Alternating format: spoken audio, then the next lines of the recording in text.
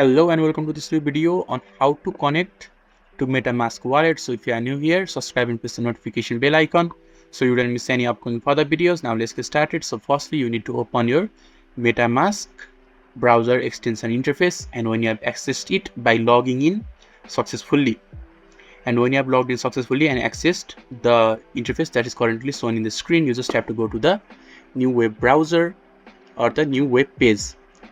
So you just need to choose a decentralized application that you want to use currently. For example, I will just use Core DAO and I'll just press it in the keyboard. You can also use Binance or any other decentralized application.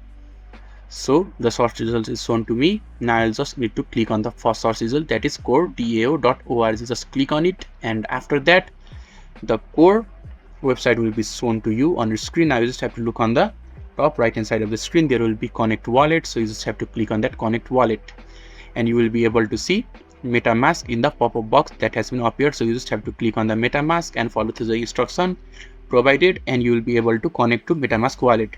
So if this video is helpful to you, don't forget to leave a like button. Thank you.